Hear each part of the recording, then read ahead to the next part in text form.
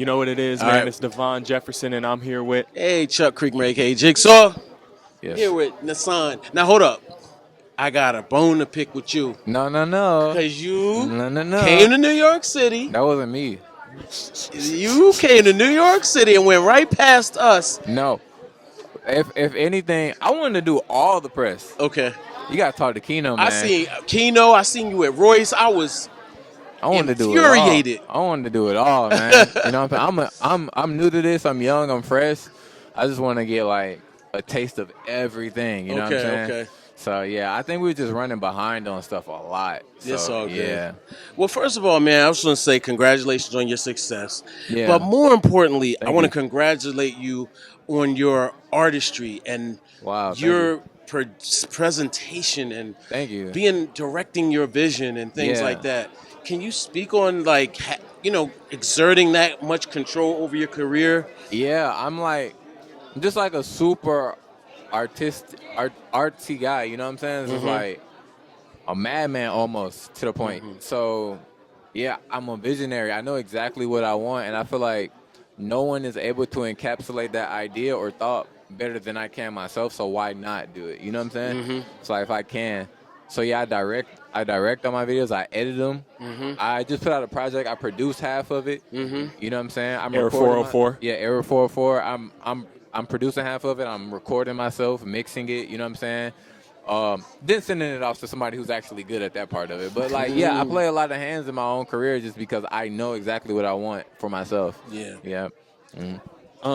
Real quick, while we talking about the project, I know Yeah. you said that you produce half of it. Yeah. Recording and engineering your Yeah. own on the record. And there's a lot of standout collaborations on there as well. Yeah, for sure. Obviously, I Swear Vezo. And Yep. one I want to talk about particular before we kind of get into some of the other bigger ones. Yeah. Is the record that you did with Suave. Yo, Suave, my dog, yeah. That's like, so I tried to keep it all Detroit. Suave's from Atlanta. Yeah. I grew up in Atlanta, but like Suave's from Atlanta. I tried to keep the features all Detroit, but Suave's just like my brother, incredible, talented artist. I had to like do something with him. It would be wrong, you know what I'm saying? Yeah, that's one of my favorite songs on there too. He bodied me on that verse. Like I'm kind of sick. Like I was pissed. Like You're not a rapper. Rappers don't admit to that. no, you know what I'm saying? I was like, but I was like, I'll just get him back on his own. You know? So we gonna run it back. Right. Exactly. Yeah. You got this one. That's amazing too, because I definitely know a lot about his story and Yeah. when he first linked with Metro, and he kind of reminds me a lot of the way that he curates his control over his art. It reminds me a lot of you. We're the same. I literally was just talking to him like 10 minutes ago, but we're the same person. I think that's why we gravitate towards each other so much. Yeah. Even like his whole thing with Metro, like I was on a Def Jam originally, and then like that didn't work out well. I know that happened with him in Metro, and then he got signed to now he's at Def Jam, which is crazy. You know what I'm saying? I'm at Atlantic now, but it's just like we share so many similarities. Just like that's my dog, man. You know what I'm saying? So yeah, shout out him. Amazing. So speaking of Detroit, Big Sean trolled you. Can you tell people a little bit about how happened and how that felt? That was crazy. He Spider-Man memed me. I'm like, you know what I'm saying? Like, yeah, exactly. Came in there dressed exactly like me. I didn't even have it on. Yeah. His was like Prada though. Like everything was Prada. I'm like, he came to do the flex. You know what I'm saying? Right. But it's crazy because like Sean is somebody, bro. Like I grew up just like idolizing. You know what I'm saying? I copied his flows. I mirrored his style so much to now just like be like we're friends now. You know what I'm saying? I've been sleeping at his house since I've been out here. It's like my dog. So it's just crazy those full circle moments and just like almost like manifesting in his, you know what I'm saying? Like the universe got a weird way of working. It's just crazy. Just like, dang, the person I was a fan of is now a fan of me. You know what I'm saying? It's like know who I am and supports what I do. So yeah. That's so for that. So is this your uniform? Like I heard someone refer to it as a uniform. Talk Pretty about much. that a The little Windsor bit. knot? Yeah, you know what I'm saying? This is all I know how to do. I'm trying to learn other ones. But yeah, this is it ties into my project Error 404. The project is about just like a kid working at this tech company and being an intern, trying to get in. And I just feel like this was what he would wear. You know what I'm saying? So something that a little preppy get up. that still got a little swag to it. You know what I'm saying? I had to throw the grill on and like, you know what I'm saying, make it a little fashionable. Couldn't be a complete square. So yeah. Now I know you was talking about Sean had the Prada on. I see you got some Prada joints on. This is it though. That's it.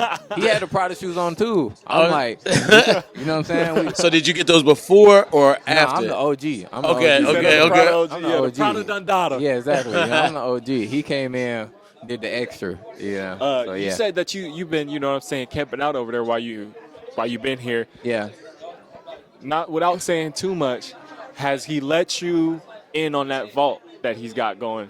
I play a big part in like helping, you know what I'm saying, just like curate and just giving ideas, stuff. Work literally after I leave here, I'm gonna go back to his house and we're working on his album.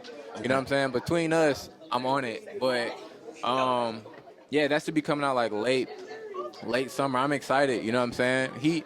He's somebody who like I said, he sees the superstar in me. He kind of just like wants to nurture that. Yeah. You know what I'm saying? Just like help me as much as he can. So he wants to share his platform with me. You know what I'm saying? Right. So yeah, that's interesting. MC Detroit is to me synonymous with MCs like raw rap, right? Yeah. But you're coming with a different flavor completely. Definitely. You know what it was? It was Marshall.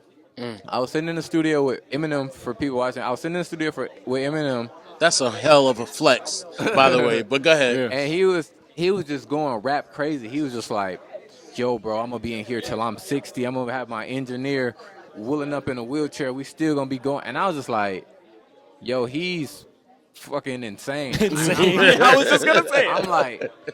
I'm like, that's not me. So I had to figure out what was for me. And I'm an artist. You know what I'm saying? Yeah. I'm like, more than just like being a really, really, really good rapper, which I thought I was, I think I care more about the art.